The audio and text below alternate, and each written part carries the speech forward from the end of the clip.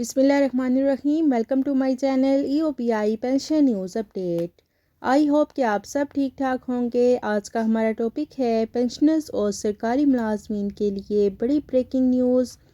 IMF کی طرف سے پینشنرز کے لیے خطرے کی گھنٹی۔ ٹاپک کی جانب بڑھنے سے پہلے آپ سے گزارش ہے کہ اگر آپ چینل پر نئے ہیں تو چینل کو سبسکرائب کر لیں کہ پینشن کے حوالے سے اور سرکاری ملازمین کے حوالے سے آنے والی ہر نیوز اپڈیٹ سے آپ کو باخبر رکھا جا سکے۔ تو بڑھتے ہیں آج کے ٹاپک کی جانب۔ پینشنرز اور سرکاری ملازمین کے لیے کون سی بڑی بریکنگ نیوز ہے اور IMF کی طرف سے پینشنرز کے لیے خطرے کی کون سی گھنٹی بج چکی ہے، تمام تر ڈیٹیل آپ کے ساتھ آج کی اس ویڈیو میں شیئر کریں گے۔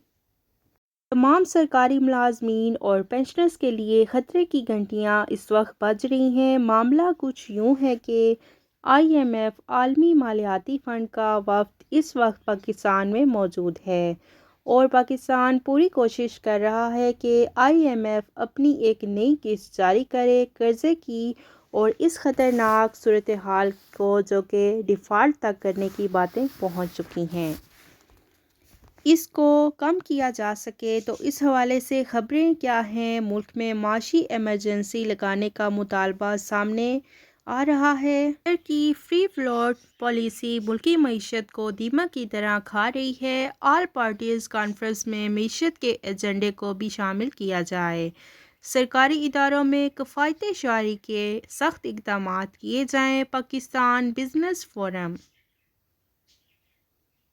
سرکاری ملازمین کو جو فنڈ لگتے ہیں، ان کے اوپر ان کی تنخواہیں ہیں، ان کی پینشن ہے، ان کے اوپر بڑا کوسچن مارک لگا ہوا ہے کہ اس کو کم کرنے کی شرائط IMF نے حکومت کے سامنے رکھ دی ہیں۔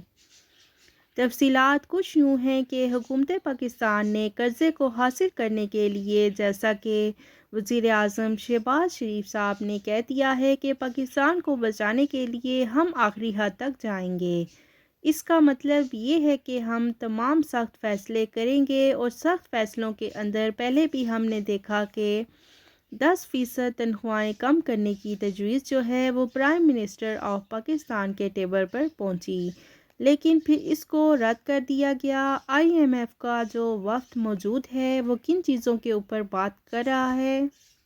ایک تو وہ کہہ رہا ہے کہ ڈالر کو جو آپ کنٹرول کرتے ہیں آرٹیفیشل طریقے سے، اس کو چھوڑ دیں، اس کی جو ریئل ورتھ ہے وہاں تک اس کو جانے دیں۔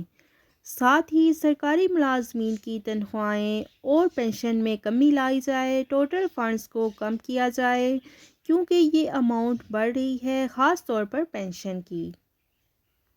اس کے بعد آتی ہے ٹیکسز کی۔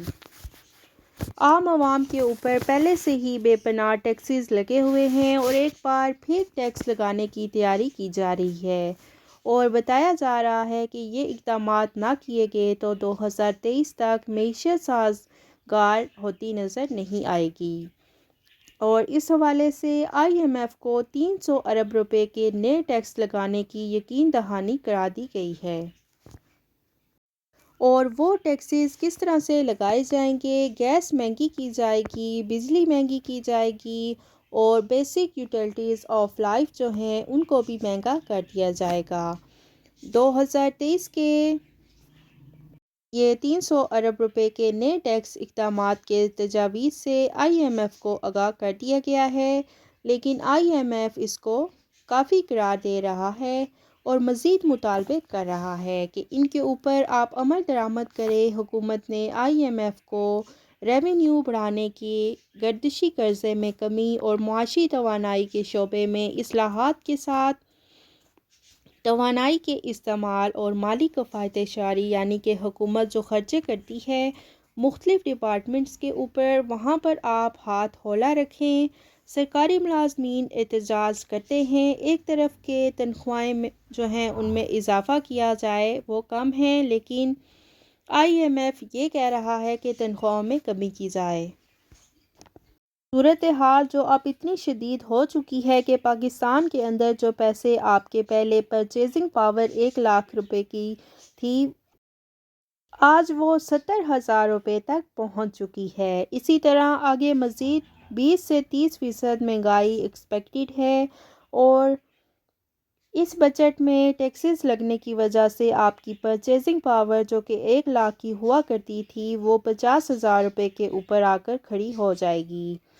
آئی ایم ایف نے سیلاب کے نقصانات، گردشی قرضے اور دیگر نقصانات کے باعث 5 سے 550 ارب روپے کے اضافی ریونیو نان ٹیکس ریونیو لگانے کی تجویز پیش کر دی ہے اور کہا ہے کہ ٹیکسز لگائیں عوام کے اوپر۔ ابھی بھی آئی ایم ایف کا وفد جو ہے پاکستان میں موجود ہے اور حتمی مذاکرات نہیں ہوئے ہیں، ابھی بھی انگیج کیا جا رہا ہے۔ دیکھتے ہیں کہ فائنل کیا ہوتا ہے۔ یہ تھی سرکاری ملازمین کے حوالے سے اہم ترین نیوز اپڈیٹ جو کہ آپ کے ساتھ ہم نے شیئر کی۔ ویڈیو کو لائک کر لیں، زیادہ سے زیادہ شیئر کریں۔ اگر آپ چینل پر نئے ہیں تو چینل کو سبسکرائب کر لیں تاکہ سرکاری ملازمین اور پینشنرز کے حوالے سے آنے والی ہر نیوز اپڈیٹ سے آپ کو باخبر رکھا جا سکے۔ ملتے ہیں نیکسٹ ویڈیو میں، تب تک کے لیے ٹیک کیئر، اللہ حافظ، اللہ نگہبان۔